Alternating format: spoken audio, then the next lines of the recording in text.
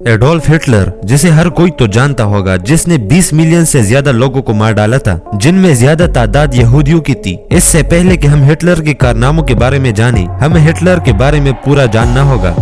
Adolf Hitler 20 अप्रैल साल 1989 को Germany की सरहद के करीब ऑस्ट्रिया के एक छोटे से कस्बे ब्राउनो में पैदा हुआ था। हिटलर की शनाख्त पर यह सवालिया निशान था कि उनके वालिद का नाजायज बेटा था। हिटलर का वालिद इंतहाई सख्त मिजाज आदमी था, इसलिए हिटलर उनसे इंतहाई नफरत करता था। वो बाकायदगी से अपने बच्चों को मारता पीटता था। लेकिन हिटलर की वालिदा को यकीन था कि उनका बेटा वाकई कोई खास शख्स है जो एक दिन एक अजीम रहनुमा होगा। हिटलर अक्सर बीमार रहता था। स्कूल के दिनों में हिटलर में एक अच्छा रहनुमा नजर आया, लेकिन जैसे ही वो सेकेंडरी स्कूल पहुंचा, जहां वो एक चमकता हुआ सितारा नहीं रह पाया, इसके बजाय कि वह मेहनत करते, उसने पहली ही रकावट में ही हार मान ली। सिर्फ 2 सब्जेक्ट ही थे जिनमें उनकी दिलचस्पी होती थी, हिस्ट्री एंड आर्ट्स।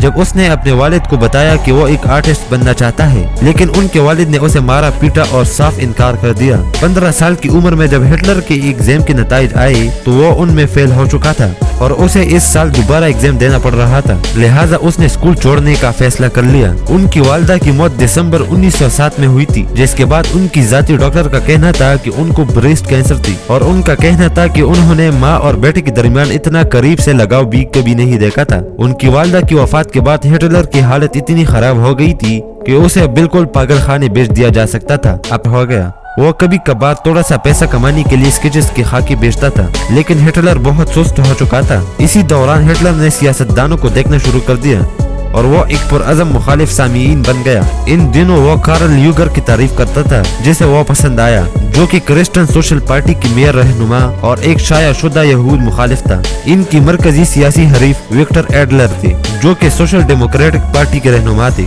जो कि एक यहूदी मार्क्सिस्ट थे। हिटलर इस इंसान से इंतहाई नफरत करता था। ये इंसान उन मजदूरों की तहरीक का हामी था जो तहरीक हिटलर से नफरत करती थी, उसे किसी भी बहस में शिकस्त दे सकती थी और इस वजह से हिटलर उससे ज्यादा नफरत करता था। साल 1913 को जब हिटलर म्यूनिख चला गया तो उसे ऑस्ट्रिया की मिलिट्री सर्विस के लिए चुन लिया गया, लेकिन उन्होंने फिजिकल टेस्ट फेल कर दिया। जब पहली जंग अजीम शुरू हुई तो उसने किंग लुइस से दरख्वास्त की कि उसे खिदमत की इजाजत दी जाए और उसे इजाजत दे दी गई। उनको आर्मी में काम करना पसंद आया और उसकी डिसिप्लिन में रहना उसको बहुत अच्छा लगता था, जिसके बाद फौज में उन्होंने बहुत से तमगे जीते। जब उसे पता चला कि जर्मनी ने हथियार डाल दी है और वो उस वक्त अस्पताल में जख्मी पड़ा हुआ था, तो वो शदीद डिप्रेशन में चला गया और किसी से भी बात नहीं करना चाहता था। लेकिन जब उसे अस्पताल से डिस्चार्ज किया गया तो हिटलर म्यूनिख में पॉलिटिकल एजेंट बन गया जर्मन वर्कर पार्टी के लिए, जहां 1 साल बाद उनका नाम तब्दील कर दिया गया, जिसे बाकी दुनिया नाजी पार्टी के नाम से भी जानती है। हिटलर का काम यह तशहीर का था जो वो एक बगैर मेहनत के कर सकता था।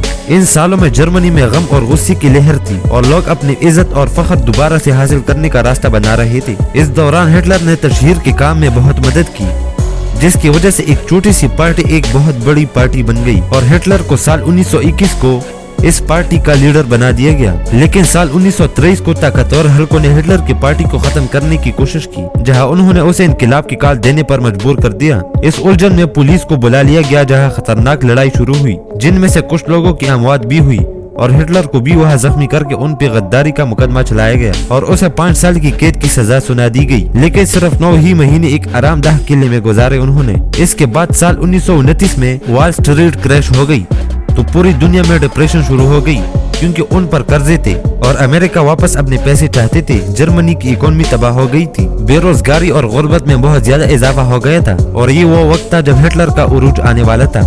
अल्फ्रेड होगनबर्ग एक कौम परस्त अखबार के मालिक थे, जो कि साल 1930 में हिटलर की करीबी साथी बन गए। उसने अपने अखबार की बदौलत हिटलर को एक कौमी प्लेटफॉर्म फराहम किया। इसके अलावा हिटलर ने इंडस्ट्री टाइकन से फंड इकट्ठे किए, जो कि यहाँ एक मजबूत हुकूमत चाहते थे। इस फंडिंग ने इस पार्टी को महफूज बना दिया और वो लोगों के लिए बहुत बड़े पैमाने पर कैंपेन चलाने के काबिल हो गए।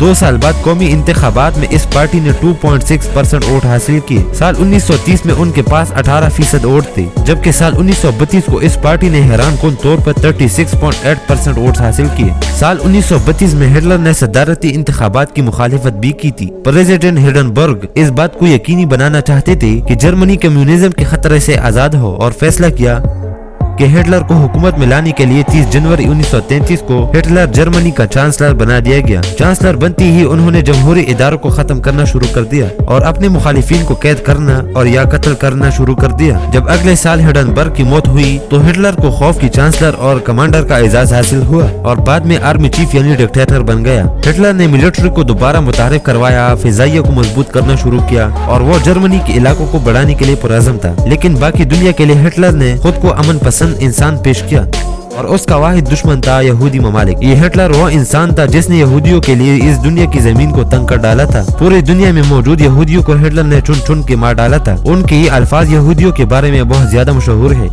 कि अगर मैं चाहता तो तमाम यहूदियों को खत्म कर सकता था, मगर चंद यहूदी मैंने इसलिए छोड़े ताकि दुनिया को पता चल सके कि मैंने यहूदियों को क्यों मारा था। तो दोस्तों, अगर वीडियो अच्छी लगी हो तो काइंडली लाइक फॉलो सब्सक्राइब करें ऐसी ही अच्छी वीडियोस देखने के लिए।